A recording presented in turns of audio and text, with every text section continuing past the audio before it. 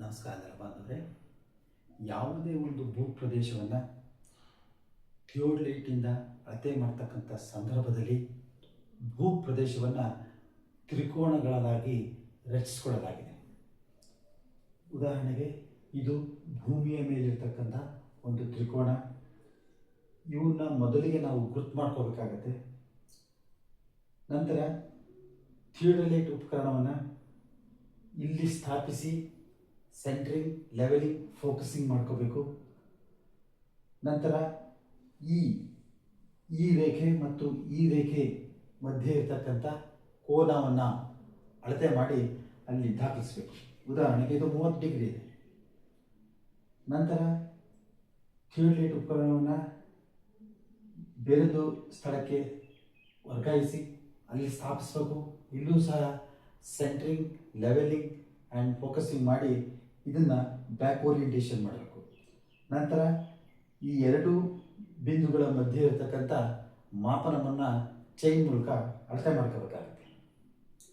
ನಂತರ ಥಿಯೋಡಲೈಟ್ ಉಪಕರಣದಿಂದ ಈ ರೇಖೆ ಮತ್ತು ಈ ರೇಖೆ ನಡುವೆ ಇರತಕ್ಕಂಥ ಕೋನವನ್ನು ಅಳತೆ ಮಾಡ್ಕೋಬೇಕಾಗುತ್ತೆ.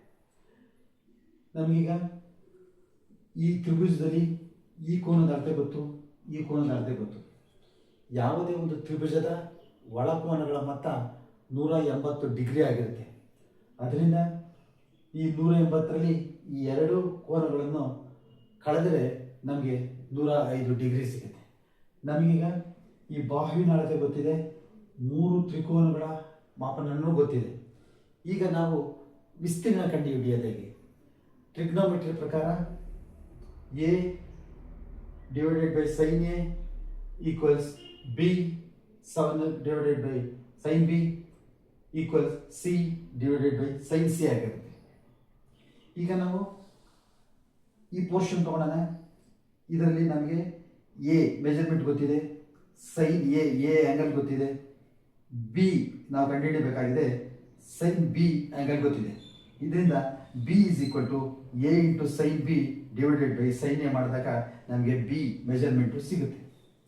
ಇದೇ ರೀತಿ ನಾವು C is equal to B multiplied by sine C divided by sine B ಹಾಕಿದ್ರೆ ನಮಗೆ ಸಿ ಅಳತೆ ಸಿಗುತ್ತೆ.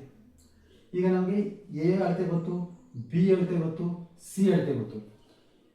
ಯಾವುದೇ ಒಂದು ತ್ರಿಭುಜದ 3 ಬಾಹುಗಳ ಅಳತೆ ಗೊತ್ತಿದ್ರೆ ನಾವು ಸುಲಭವಾಗಿ ವಿಸ್ತೀರ್ಣವನ್ನು ಕಂಡುಹಿಡಿಯಬಹುದು. ಹೇಗೆ ಅಂತಂದರೆ, ವಿಸ್ತೀರ್ಣ is equal to square root of S into S minus A S minus B into S minus C.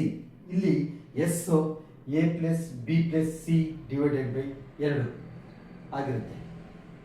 ನೆಲಮಾಪನಕ್ಕೆ ಸಂಬಂಧಪಟ್ಟಂಥ ಎಲ್ಲ ವಿಡಿಯೋಗಳು ಫೇಸ್ಬುಕ್, ಇನ್ಸ್ಟಾಗ್ರಾಮ್, ಥ್ರೆಡ್ ಹಾಗೂ ಯೂಟ್ಯೂಬ್ನಲ್ಲಿ ಲಭ್ಯವಿದ್ದು ತಾವು ನೆಲಮಾಪನ ಅಂತ ಸಬ್ಸ್ಕ್ರೈಬ್ ಆಗಿ ವೀಕ್ಷಿಸಬಹುದಾಗಿದೆ. ನಮಸ್ಕಾರ.